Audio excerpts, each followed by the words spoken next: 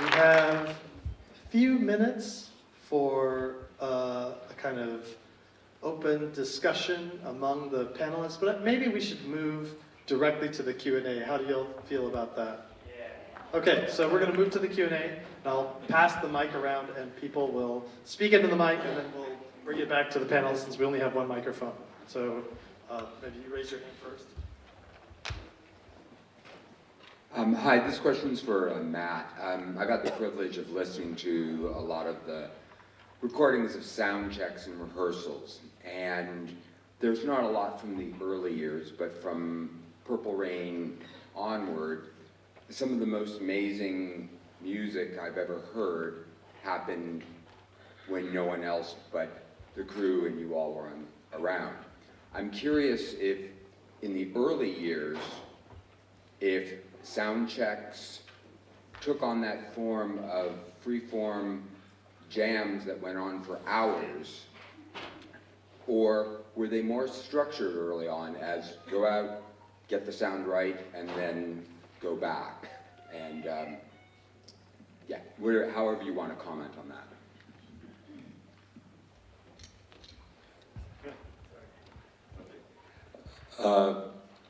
He was always experimenting with his craft, and from day one, working with him. In fact, at my audition, we jammed first, and for quite a while, and then he said, okay, so can you play the song So Blue? And I said, oh no, I didn't learn that one yet. And he goes, well, don't worry about it, because there's no keyboards on it. So, yep, always a jokester. So, I mean, come on, the first day I meet the guy, right?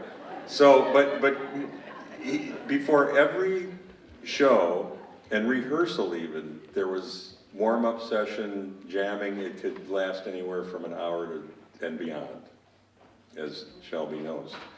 And then every sound check invariably became rehearsal, actually, because he always had something new up his sleeve.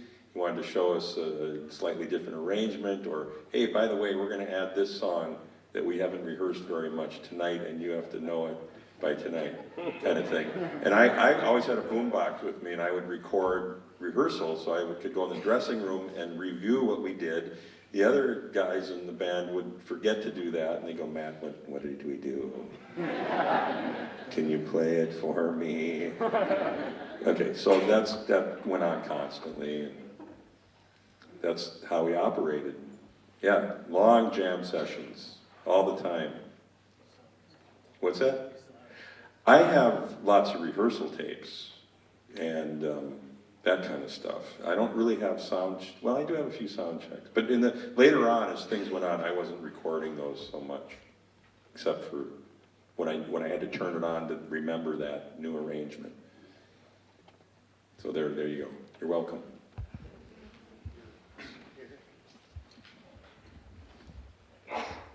Hi, I'm Kim Ransom from Chicago. Thank you all for your wonderful comments. I'm curious if any of you had a window into Prince's writing process. I'm a poet, and I grew up pretty much following Prince's writing from, the early, back to 79. I guess I was born in 71, so I'm not that old. But just curious, did you ever see him write? Did he ever talk about his writing process? Because we don't hear much about that. We talk about the music, which I love, but we don't ever really talk about the poet Prince. So I'm curious. You want to touch on that, Joe? Yes, I saw him write a lot of stuff. When I got into the band, it was at the end of 2006, and he was working on Planet Earth. And we were doing the residency out at 3121. And we did a lot of recording there, actually, in Las Vegas, but also in LA, and he would fly back to Minneapolis too. And I remember the first time I walked in, I think he might have been finishing Chelsea Rogers, but thank you. But when he would be writing, he didn't edit a lot. And I, as a writer, I love that, because when you let the ideas flow freely, you can always go back to it, but I would see him, you know, writing something out. You know, sometimes you write something and you cross and you're like, oh no. He would really, I really didn't see him do that a lot. He would kind of just trust whatever he would hear and maybe try it out and see. But there was a lot of freedom in how I saw him writing, as what I witnessed with the Planet Earth album, and then writing things for what came after that, which was the 3-disc Minneapolis Sound, Lotus Flower, that era. That was kind of like 2008, 9, that era. I have to write it down myself sometimes. I'm like, where were we and what were we doing? What album was that? But I would see his handwriting, and we'd be, you know, I'd be at the house or something like that, and he'd have a notepad, and he'd just have it out, and he would pick it up, and he walked around. I don't know if he did this with you guys, he probably did. I was amazed by this tape recorder that he had, because it was an old-fashioned cassette, like it was like the size of a shoebox with the buttons, and I was just like, is that what you were? And he would have it, and he would sit it down, and he would play stuff right onto that. It was a cassette tape, you know, with all the things that are available. He's like, well, this works for me. It's always worked for me. So it's like, if it ain't broke, you know, don't fix it. It worked for him, and I would witness that. So sometimes I would see that tape deck sitting there with like a notepad and stuff. So that was really beautiful, just to watch him be so free in creating. But I think that he didn't believe in like editing so much. Like, just let the creativity flow. Like, trust yourself, trust all that stuff you're hearing. Like, get it all out, you know? So, yeah, so get it all out. Sorry, you go ahead, you can shout out your question. Is this a new question? I'm sorry, I'm just gonna say one thing about the writing process, because if you didn't co-write a song with him, which was most of the stuff, he would just give you a cassette and go learn this. And so he was by himself doing a lot of this, just, you know, in the studio. So that's how he worked a lot of the times. And then, when I was in the studio with him at times, he would literally flow whatever he was thinking in his mind to play would come out in one take, and would just play it. He would play a keyboard part, it would be perfect, guitar, whatever, usually perfect. Very rarely did he have to punch in and fix it. Let me just add one thing to that. When you said that, about that, it made me think about North Carolina, because Prince and I wrote that song together. And we were sitting in Studio A on the couch, and I was writing stuff out, and there was a lyric in there where he said, you know, I want you to talk about things you saw growing up in North Carolina and in the South, and things you witnessed, ugly or beautiful, your whole story. So I talked about the Greensboro Massacre. A lot of people don't know that's what I'm referring to in North Carolina.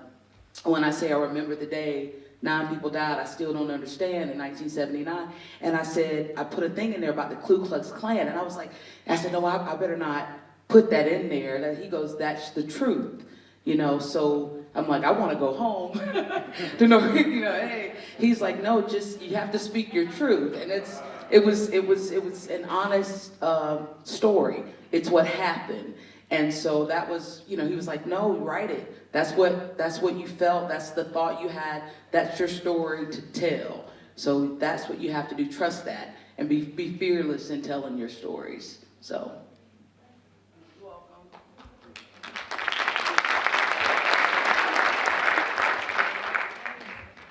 Hello, everyone. My question I have a question for Shelby. My name is Leah. I'm from Birmingham, Alabama. So shout out to everybody from the Dirty South. And my question for you is, it's 2 parts. When you took Prince home to North Kakalaki, did your mama make dinner for him? And or when y'all went out to eat good Southern cuisine, what did he love? My second question for you is, what kind of eyeliner did he use? And my last question is for the entire panel. I'd just like to know everyone's opinion about the recent auctions of Prince's memorabilia and items for people that were close to him, not collectors, but former attorneys to ex-girlfriends, etc. Thank you.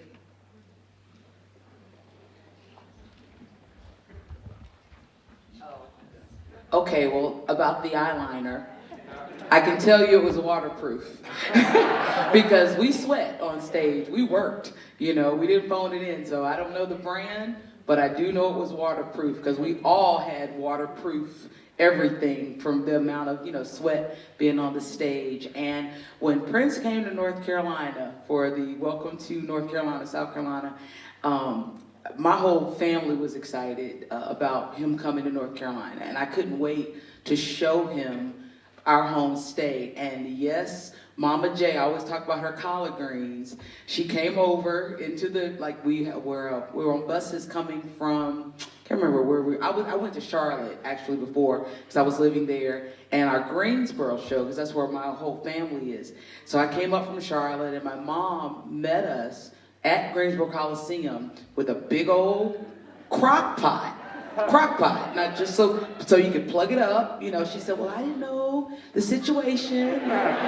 So, but it was a crock pot, and I told her, I was like, don't put any meat in it, because we season everything, country, we never met a pig we didn't like, and we have pork in our cereal. I mean, it's just, I was like, don't put any meat in. She said, well, what about smoked turkey? I gotta season it. I was like, just do the best you can. So he did get some of Mama J's greens and stuff, but yeah, he really loved the South. He did, and we loved having him there. I almost didn't let him go, so. Auctions. Yeah. Well, I'm gonna stay out of that one. I tell people, I'm like, yeah. The thing is if people need to sell their stuff, it's their business, I guess, I personally haven't done that. So, you got a comment? I'm very happy with the catalogs, and I'm like also feeling like if people feel the need to do that, I'm not gonna judge that. I'm like, it's also the people that want to buy it, they just buy it. I would kind of, in an ideal world, I would be happy to have it all back at Paisley Park in a way, so we could go there and look at it. So I don't know who bought all that great stuff aside from Questlove. He was bragging about it on Instagram, unpacking. Oh, I got the. It's the password. That's the password scene. He was just reading it and shaking tambourines. He's having fun with it, and we had our share. And I'm done. Yeah, I'm not gonna judge it for the rest. One more question. You had your hand up. Sorry. Okay, I'm gonna backtrack on what she said about the poet and his lyrics. And I want to know which one of you actually went to take those lyrics and those papers or those tapes or those CDs or those movies or those tours to the vault. I want to know all I can about the vault in the basement. And I know you, Dr. Fink, know about the vault because I think Ingrid and you used to go down there and go look through all that good stuff up in the vault. I just want to hear stories about how big and what it looks like and how many papers in there and all that beautiful stuff that's in the vault. You know?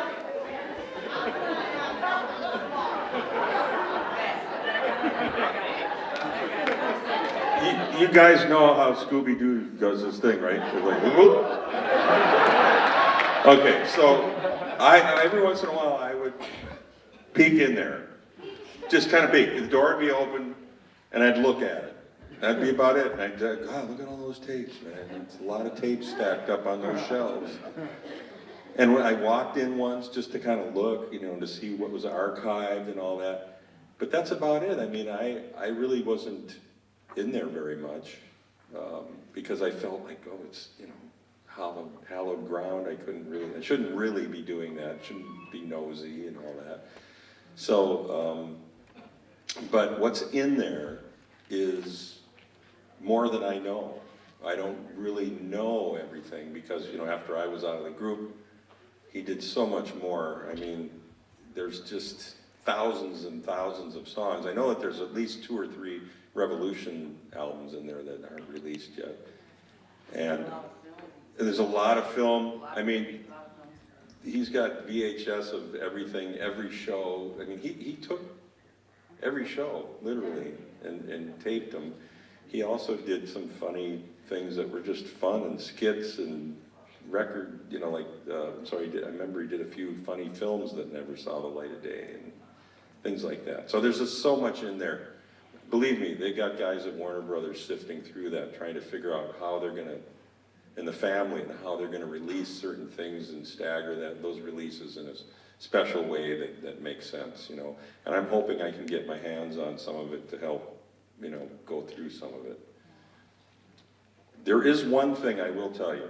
The 1983, August 3rd, at First Avenue debut of Purple Rain material, that stuff may come out as a documentary film at some point.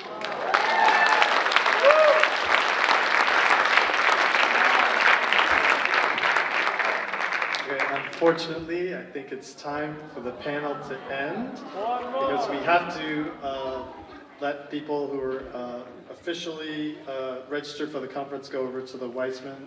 And again, you need to have one of the badges to be able to do that. Let's give a warm and enthusiastic round of applause